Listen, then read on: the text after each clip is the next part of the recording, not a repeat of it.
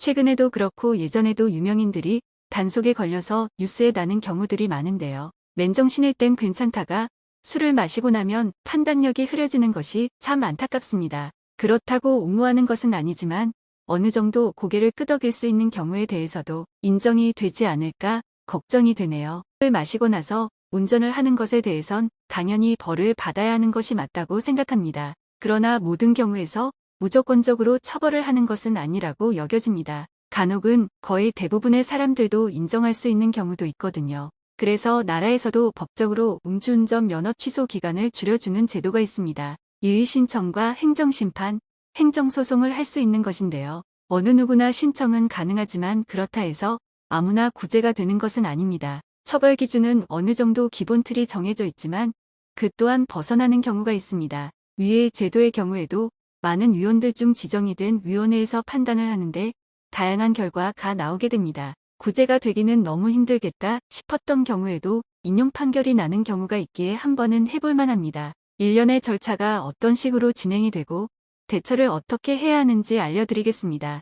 음주운전 면허 취소 기간과 벌금부터 확인해 보겠습니다. 많은 분들께서 오해를 하시는 경우가 벌금을 내면 취소나 정지 처분을 받지 않는 거 아닌가 하는데 그렇지 않습니다. 양벌 규정에 따라 행정처분과 형사처벌이 동시에 적용이 됩니다. 첫 적발인 경우에는 0.03%, 0.08% 미만의 경우에는 면허 정지와 500만 원 이하로 부과됩니다. 0.08% 이상의 경우에는 취소 처분과 500만 원 이상의 벌금이 부과된다고 보면 됩니다. 그리고 많이들 궁금해하시는 것이 위헌 판결이 나서 이진아웃의 경우 어떻게 되는 것인지인데요. 투아웃의 경우 1천만 원 이상에서 500만 원 이상으로 바뀐 것이고 행정처분은 동일하게 적용이 됩니다. 위의 표는 기본적인 틀이 그렇다는 것이고 재량에 따라 감면이 되는 경우도 있습니다. 이미 판결이 내려진 이후에 바꾸는 것은 상당히 어렵고 그 전에 조치를 취하는 것이 좋습니다. 최대한 빠르게 탄원서, 반성문, 첨부자료 등을 제출해서 검사님이 기소를 할 때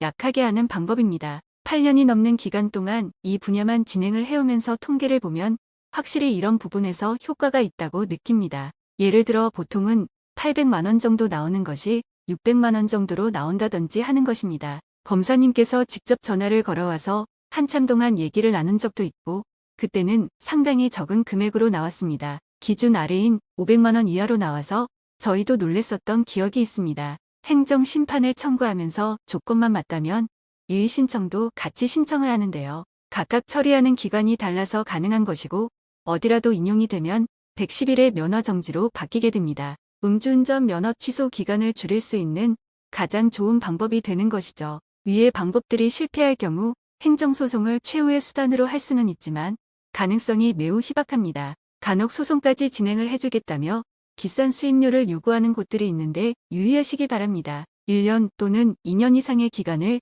110일의 면허 정지로 바꾸는 것이 구제입니다. 실제로 겪어보지 않고 들은 이야기만으로도 워낙 다양한 유언 비어가 퍼져 있는데요. 구제라는 것이 아주 특별해야만 되는 것이 아니라 우리나라 제도 중에 있는 절차 중의 하나입니다. 그렇기에 본인이 가능성이 있는지 없는지를 충분히 확인해보고 포기를 하든 진행을 하든 결정을 하면 됩니다. 지금껏 사례를 바탕으로 가능성 여부에 대해서는 무료 상담 전화로 알려드립니다. 동일한 사례에서도 다른 결과가 나오기도 하기에 그런 비슷한 사건의 경우 몇 프로의 확률인지를 보는 게 필요합니다. 그래서 인터넷으로 나와 비슷한 사례만 찾기보다는 전문가와 무료 전화 상담을 통해 가능성을 진단받아보세요. 통화 시에는 이번에 사고가 있었는지, 측정 수치가 얼마나 나왔는지, 과거에 같은 경력이 있었는지 알려주시면 됩니다. 이외에 도움이 될 만한 내용들은 보다 자세한 상담을 통해서 가능성을 올려볼 수 있습니다. 행정심판위원회에서 위원들의 다수결에 의해 판결이 나다 보니 사례에 따라 90%는 비슷한 결과가 나오지만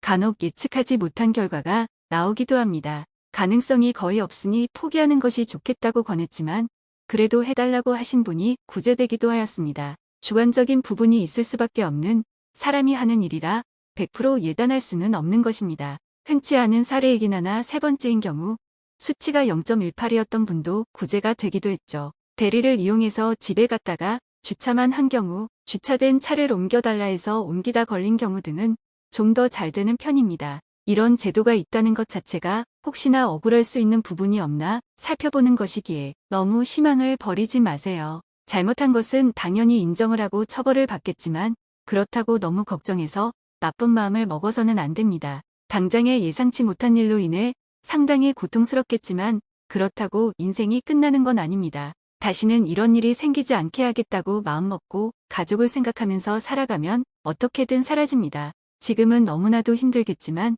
시간이 지나면 또 나아집니다. 그냥 포기하지는 말고 가능성이 있는지 없는지 전문가에게 확인이라도 해보길 바랍니다. 다행히 가능성이 있다면 전문적으로 잘하는 곳에 맡겨서 하시면 됩니다.